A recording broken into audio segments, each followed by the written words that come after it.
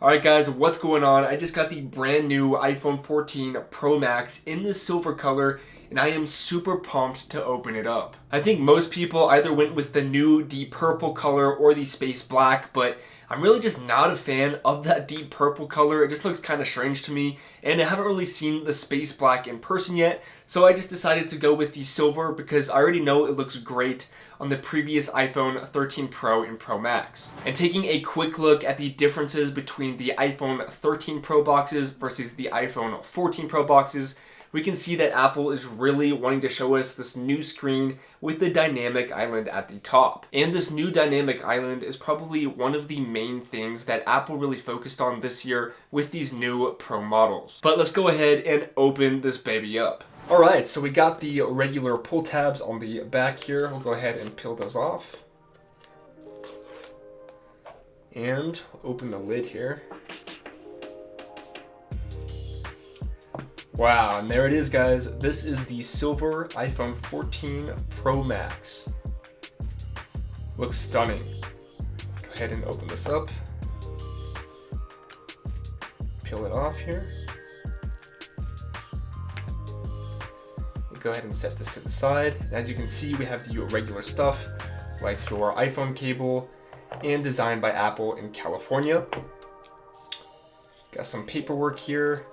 And of course our regular Apple stickers, which are white across the board. And just look at this beautiful silver color, guys. We got a nice white on the back that's kind of this pearl color. And then of course these silver edges, which do attract fingerprints quite a bit, but it absolutely just looks stunning. Now let's go ahead and power this phone on because I want to check out the new Dynamic Island feature. If you guys aren't familiar with Dynamic Island, it's pretty much just a new feature that Apple rolled out with this year's Pro models, and it pops up notifications by this little island over here, and it just makes your different apps and stuff a little bit more accessible. Of course, it doesn't work with all apps, but I am really excited to check it out. In setting up the phone here, we have the usual steps, but now we have this eSIM, which means we don't have an actual SIM card in the new iPhone 14 Pro models. As you can see on the sides, there is no SIM card tray.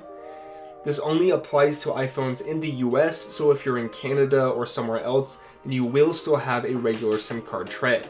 I don't really know how I feel about this eSIM quite yet. It's kind of cool because you'll never have to worry about losing a SIM card if your phone gets stolen, and it allows you to activate your new phone digitally with your carrier a bit easier, as Apple says. But let's go ahead and set this up together and see exactly how it works. My carrier is currently AT&T, and the setup eSIM instructions just popped up during the setup process on my phone here. So I'm gonna go ahead and transfer from my other phone, which is this one. So I'm gonna go ahead and click that. Transfer number, and it says an eSIM allows you to conveniently and securely activate cellular service without needing a physical SIM card. eSIM is stored digitally on your phone, which reduces the risk of physical damage, loss, or theft of your SIM. Once your eSIM is set up, your SIM card will be deactivated and can be removed from the SIM tray. And it says cellular setup complete. My number is now active on this phone. And setting up the eSIM with this phone was actually way easier than I thought. It was kind of nice because I just did everything digitally, and now I don't have an actual physical SIM card. But I don't know exactly how traveling to other countries will work with this eSIM yet, because I know that some countries don't support eSIM. So definitely keep that in mind. But now that I have the phone set up here, you can see the dynamic island up here. Let's go ahead and check it out.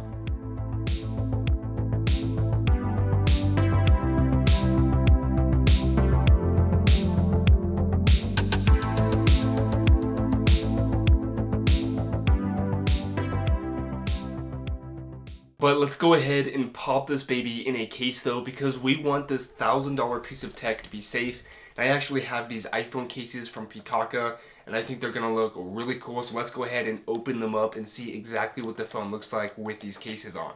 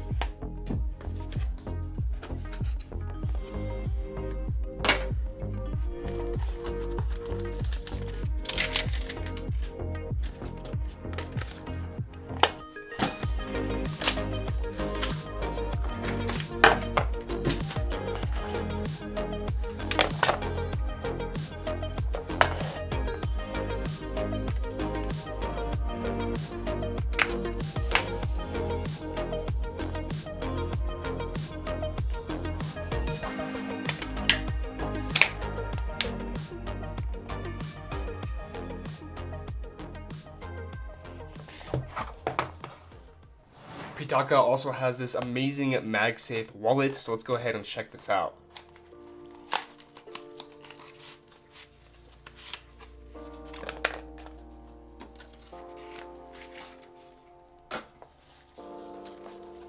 Got some paperwork.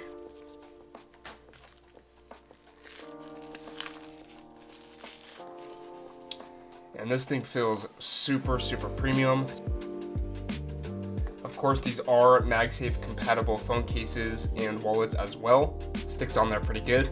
And one of the things I really like about this wallet in particular is that the hole is actually on the back so that you can easily slide your cards out, versus with the Apple Magsafe wallet, you actually have to take the wallet off of the phone in order to slide your cards out because this hole is on the back. So it's really nice that they put it on the front here. If you guys do really like these cases, I will go ahead and put the link in the description below this video for the best price possible, so you can go ahead and check them out. And taking a very quick comparison of the previous iPhone 13 Pro Max and the iPhone 14 Pro Max, you can tell if you look super closely that the lenses on the 14 Pro Max are just a bit larger, and the bezels on the sides here are a tiny bit thinner, but it's barely noticeable to the eye.